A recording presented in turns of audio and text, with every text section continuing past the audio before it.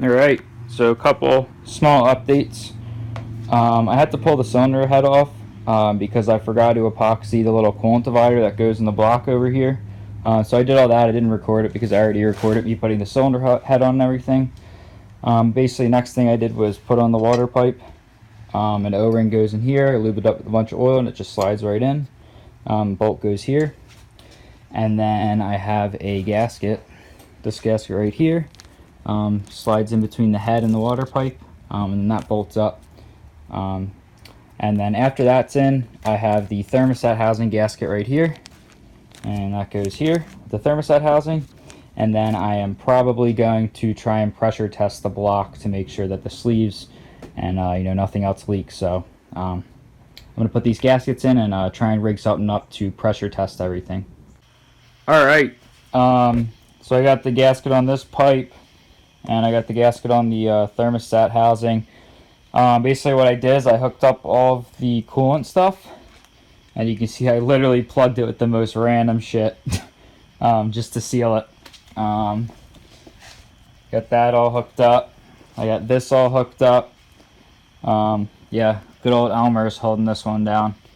But yeah, we've been holding a steady 20 psi, so there is 0 leaks in the coolant system. I was a little worried because the sleeves are step decked 3/1000ths of an inch above the block. So there, with the metal head gasket, there is a possibility of leaking, but I used the copper, I used some copper gasket spray, and I used a little bead of silicone around the edge, and there are no leaks at all in this puppy. So we are good to go, and we can hear, if we crank it up a little bit, we can actually hear the release. Oh, no, too late. But basically what I was going to do is say, keep cranking it up. We can hear the relief valve on the reservoir open, which opens at about 22 psi. But I'm going to pump this back up and let it sit for 10-15 minutes and make sure it all holds. So I am getting ready to put the head in, or put the cams in. It's the next day. So I have all of the hydraulic lifters in there. I got them all lubed up, nice and oiled. I got all the journals oiled. I got the cams laid in with the slot above for the intake and below for the exhaust. I also have all the Volvo sealant on there, and I also have all 5 spark plug O-rings. Over here I have the cam cover with the Volvo sealant on it as well, and I have the assembly lube on it for the journals. So I'm probably not really going to record this process because I have already recorded this before in previous videos. Basically that goes on there, and then I torque the entire thing down, and the cams will seat themselves. I am also going to set the crank to top dead center, Volvo top dead center, and then I can put the belt on, rotate it to cylinder 3, and then time everything.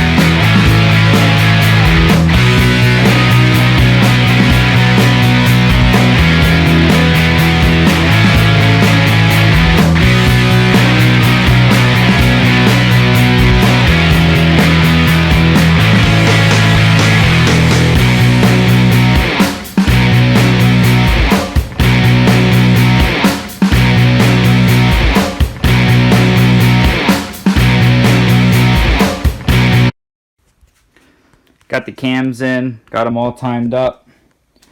Switched over to the mechanical tensioner setup. Got the turbo manifold on, got the whole set on. Hello. Crank sensor, cam sensor, torque bracket, PWM PCV hose, turbo drain. I got the starter motor on, plus a bunch of miscellaneous stuff. I got to put on the knock sensors. I got to put on the engine mount over here, and I got to put on the axle mount over here, and yeah, should be ready to drop it in tomorrow. So I'm hoping for a start either Friday or early Saturday, so let's get it. A little bit more progress. I got the flywheel, transmission, all that stuff bolted on. I dropped in the engine. I didn't really film it because I've filmed this stuff before. But basically I'm doing a compression test right now. I did all 5, so I'm on the 5th cylinder right now. I also put oil in it. I'm checking the oil pressure on cranking. And let's see what we got. I already did this so far, you know, so, but we'll see what we got here. So I'm going to crank the car.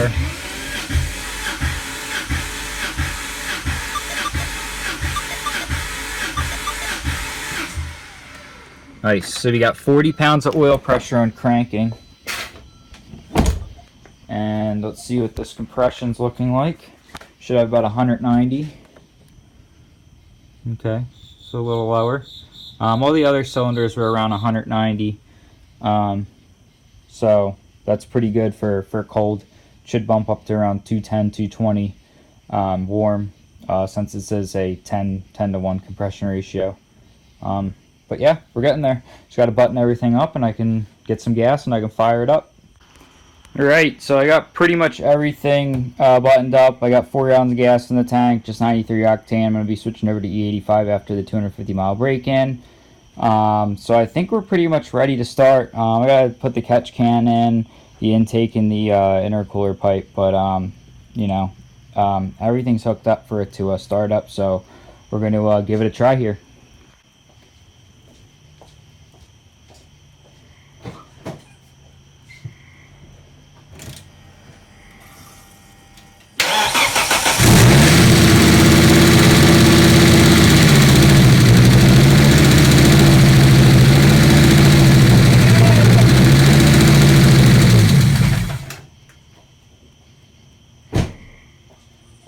Alright, fired up. So I got the car running, took it for a little drive. Feels good, drives great. Forgot to fully torque the wheel bolts, so I got to do that, and the axle nuts.